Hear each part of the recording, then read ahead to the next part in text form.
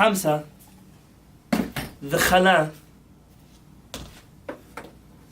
and the Sivivon, dreidel, all have in common with each other. Some might tell me, well, they're all pretty famous Jewish symbols. The Chamsa being an omen against the evil eye that you might find in many Sephardic and Israeli homes. The Challah being the bread that pretty much every Jewish home eats on Shabbat and holidays. As well as the Sivivon, the dreidel, that is played traditionally around the world at the Chanukah table while the candles glow. But the truth is that nothing could be further from the truth. The Chamsa, the Challah, and the dreidel all have one thing in common, and that is that they are not Jewish symbols. At least, not originally. You see, the Chamsa, known in Arabic as the Chamsa, which means 5, or as the Chamsa of Fatima, the 5 fingers, the hand of Fatima, the daughter of the Prophet Muhammad. Many historians would claim that the Chamsa has its origins in ancient Egypt. And it was a pagan symbol, yes, perhaps associated with the evil eye, but most definitely not a Jewish symbol. How that at a certain point in time became a Kabbalistic omen, something to ward off the evil eye, I don't know. And I've even heard some Kabbalists rationalize that 5 fingers with a little hey, there has a source in Kabbalah for it, but what do I know about Kabbalah? I can surely tell you that in terms of history, and the fact that you could walk around the Muslim world today and see Chamsas all over the place. The Challah, which many people associate with Shabbat. This kind of braided sweet bread was not known to the Jewish world until fairly recently. The origins of Challah are in the year 1350 about. The German Christians were famous for their bread braiding. It was a style of bread. It was art. You could braid bread in the shape of keys, in the shape of birds, in the shape of all kinds of things. 3 braids, 6 braids, 4 braids. Every Jewish challah baker and their way to braid a challah. But the truth is that if you look in our books, you're talking mostly about flatbreads. If it's a lafa, a lavash type of bread, a pita bread. Our forefathers who baked bread but didn't have time for it to rise, and that is some form of matzah, not the hard, crunchy cracker we eat today, but the bread that is flat and is eaten on Shabbat and holidays. And in fact was eaten on Shabbat and holidays by Middle Eastern Jews up until this turn of the century. Challah bread is not a traditional Jewish bread. And how already people have the Kabbalah of the Challah, the spiritual significance of the different braids, all of this is taking a non-Jewish custom and adding Jewish feelings to it. But the dreidel, perhaps the most relevant for our holiday, is actually a tradition that dates back to the year 1500, 1550, in England, Ireland, and Germany. There was a game, it wasn't called dreidel, sivivon is a modern Hebrew word that didn't exist before. This dreidel used to be called teetotal or total, I don't even know how to pronounce the word properly. But this game was played by young children. It's a gambling game, which is also a foreign concept to Judaism. You have 4 letters on this dreidel. You have a nun, gimel, hey, shin, nes gadol haya sham. There was a great miracle that happened there. In the early years of the Zionist movement, the Ashkenazi Jews who started it also added in a pei, nes gadol haya po. In this place there was a great miracle, but that's not found anywhere. Nes gadol haya sham. Some even say that if you do the gematria, the numerical values of these words, you come out to the same spelling as Mashiach.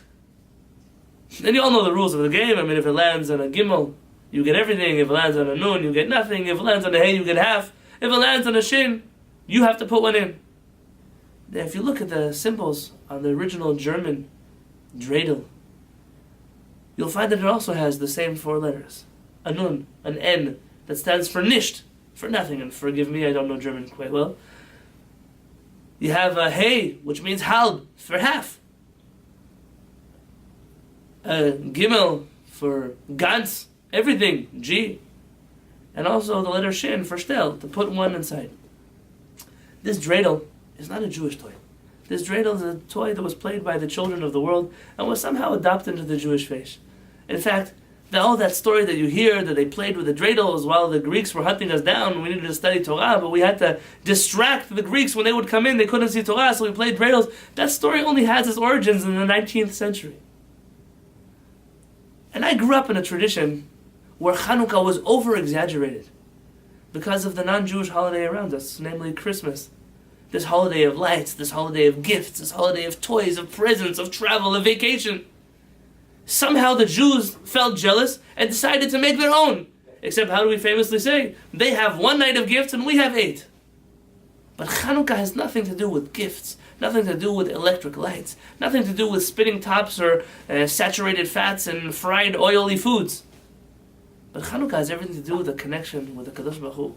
She'asa nisim lavotenu, who made a miracle for our forefathers. B'yamim hahem b'zman hazeh, who makes miracles not just for them, but miracles for us as well. And oftentimes I'm saddened when I look around at Chanukah and I see all the external trappings that might not even be Jewish, that people are grabbing onto. That for them is Chanukah. Let's light the candles, we'll all dance the hora. Latkes, dreidels to play with. For many, many people around the globe, this is Chanukah. But that's not really Chanukah.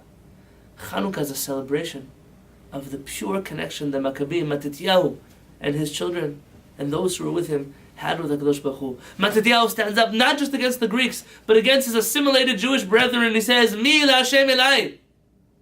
Whoever's for Hashem, come to me. We famously know that oil and water, they don't mix. Just like pagan practices in Judaism also should never naturally mix.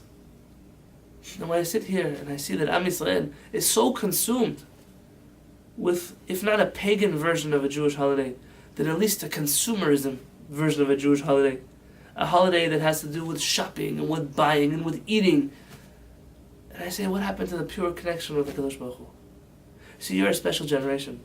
You're a generation that doesn't have to believe what everyone else says. You're a generation that doesn't have to take things for granted. You can sit down and study on your own.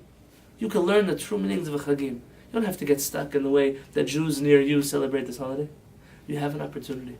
And that opportunity is to learn enough Torah, to develop a relationship with the Kadosh Baruch Hu where he says, She'asa nisim lavotenu, Hashem, my kind of observance, my connection to you, I don't know what you can call it. I don't know how perfect it is. One thing I can promise you, Hashem, is it's genuine.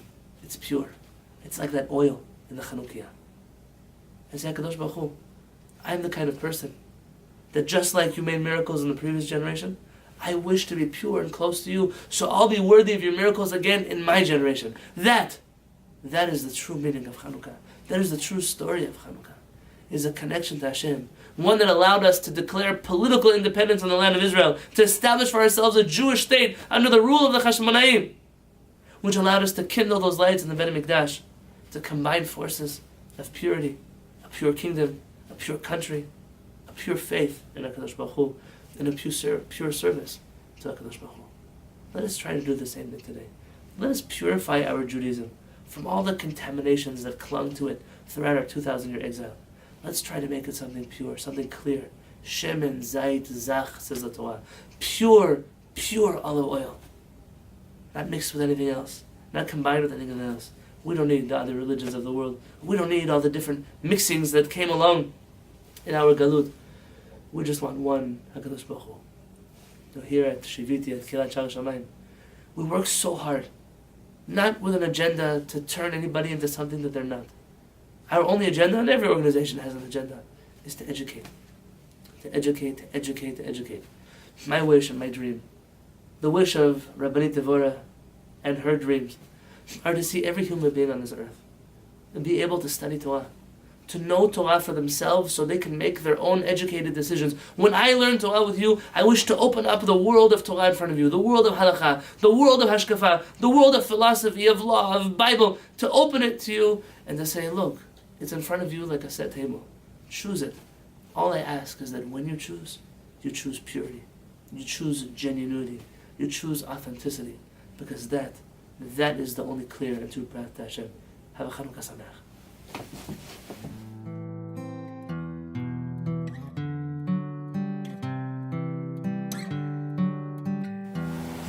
Shalom Aleichem. If you are watching these videos, I would love to hear from you. Please send me an email at rabbi@shiviti.org and tell me who you are, where you're listening from. I would love to develop a personal relationship between you and our beautiful Kehillat, Kehillat Shaar HaShamayim, and the entire Shiviti family. Have a beautiful day.